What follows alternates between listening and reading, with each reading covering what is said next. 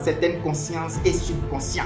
Peuple d'Afrique, comme je vous le disais, le véritable problème de l'Afrique, ce n'est pas au préalable ses contre-performances, ni son développement, mais d'abord et avant tout, la connaissance de son histoire et une reconnexion intégrale avec cette dernière. 1884-1887. À Berlin, des hommes se réunissent pour sceller le destin d'un continent entier. Des hommes, oui, mais aucun Africain. Les valeureux rois et empereurs d'Afrique étaient tous écartés. La conférence de Berlin, orchestrée par Otto von Bismarck, n'était pas une simple réunion diplomatique, mais pour balkaniser le territoire, un pillage en règle.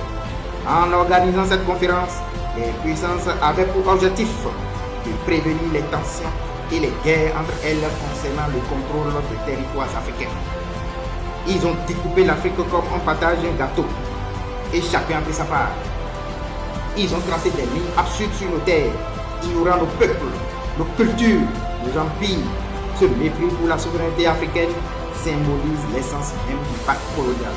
Un système construit sur l'exploitation et l'effacement des identités africaines, les royaumes unifiés, les empires puissants, les nations soudées qui prospéraient sur cette terre bien avant que l'Europe ne daigne en connaître l'existence.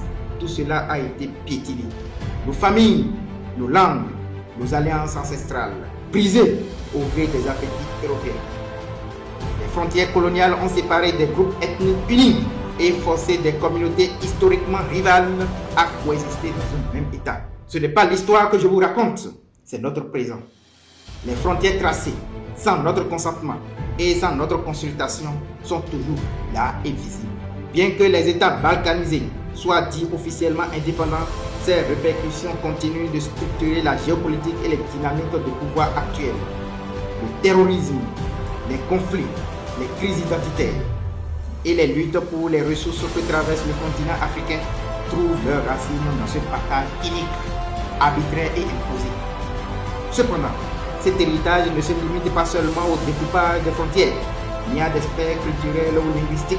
Il se traduit aujourd'hui par une interdiction stricte de revisiter notre histoire ainsi qu'un contrôle des principaux marchés et secteurs stratégiques. Après, on nous accuse, nous, de notre incapacité légendaire à impulser le développement. On raconte que le colonialisme est du passé, que le néocolonialisme est du folklore. Finalement, la plupart de notre jeunesse s'en est convaincue. On nous exhorte à oublier le passé, à tourner nos regards exclusivement vers l'avenir, d'oublier les détails, parce qu'on sait que le diable se retrouve justement là, dans les détails. Dans les détails se retrouve bien de vérité.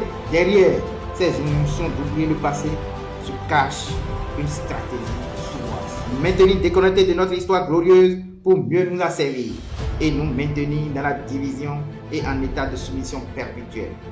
Pourquoi renoncer à regarder dans le rétroviseur de l'histoire? Que fait-on lorsqu'on s'égare sur une route inconnue? Continue-t-on à avancer aveuglément, les yeux bandés, en effaçant la mémoire des chemins parcourus? Non, il faut regarder en arrière pour comprendre, apprendre et rectifier. Il ne s'agit pas de se stagner dans ce passé, mais de se reconnecter à ce passé. Voilà, jeunesse africaine, autant d'arguments et preuves palpables soutiennent notre révolution qui est une révolution